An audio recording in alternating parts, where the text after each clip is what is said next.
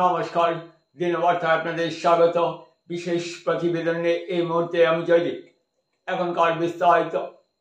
লজ্জায় মাথা হেঁট হওয়ার কাণ্ড যেন বিশ্বকবি রবি ঠাকুরের গাওয়া জনগণ মন অধিনায়ক জয় হে ভারত ভাগ্য বিধাতা জাতির সঙ্গে সঠিকভাবে পরিবেশন করতে পারলেন না শাসক দলের প্রথম সারির নেতা। লজ্জাজনক ঘটনা ঘটল শ্রীভূমির সাংসদ কৃপানাথ মালার উপস্থিতিতে। এর নিন্দার জল বইছে সর্বত্র।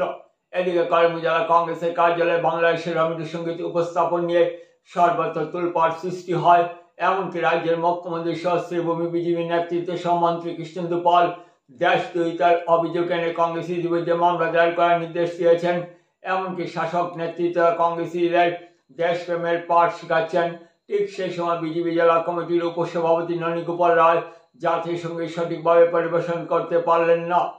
জাতীয় সঙ্গীতের প্রতি চূড়ান্ত অবমাননা, এর জন্য তার বিরুদ্ধে কি ব্যবস্থা গ্রহণ করা হবে অনেকে প্রশ্ন উত্থাপন করেছেন। এদিকে শাসক দলের নেতার কণ্ঠে ভুলে পড়া জাতীয় সঙ্গীত সাংসদ কৃপানাথ মালা অস্বস্তিকর অবস্থায় পড়ে যান। উল্লেখ্য, বৃহস্পতিবার শ্রীভূমি জেলার রাতাবাড়ী উচ্চতর মাধ্যমিক বিদ্যালয়ে পরিদর্শনে আসেন সৌজন্যতার সহিত। ওনাকে কাছে পেয়ে বিদ্যালয় কর্তৃপক্ষ সাংসদজনকে উষ্ণ সেবা প্রদান করার ইচ্ছে প্রকাশ করেন। সুন্দর অনুষ্ঠান আয়োজনের মধ্যে ঘটে গেল চরম লজ্জাজনক ঘটনা। বিষয়টি নিয়ে একে অন্য জোর চর্চিত হচ্ছে।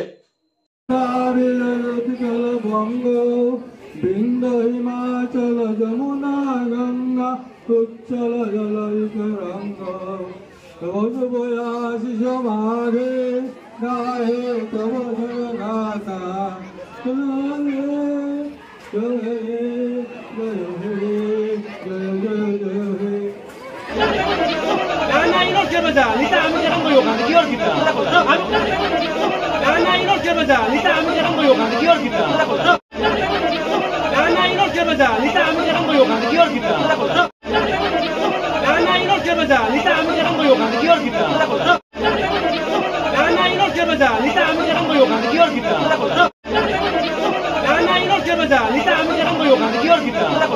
আজকে রাতাবাড়ি হায়ার সেকেন্ডারি স্কুলে করিমগঞ্জের মাননীয় সাংসদের একটা সংবর্ধনা অনুষ্ঠান ছিল।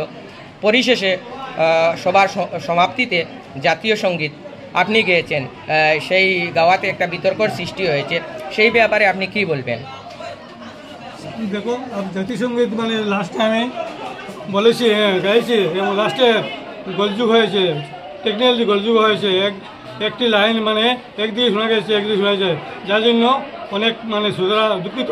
আমি ক্ষমা চেয়ে নিচ্ছি, যদি কোনো হয় ভুল হয় সেটা ক্ষমা চোখে দেখে নেবেন। আপনার নাম? আমার নাম ননী গোপাল রায়। আপনি এই স্কুলের শিক্ষক? আমি হাই স্কুলে রিটায়ার্ড হেডমাস্টার হাই স্কুলে। আজকে এই স্কুলে নিমন্ত্রিত অতিথি হিসেবে এসেছি। ধন্যবাদ।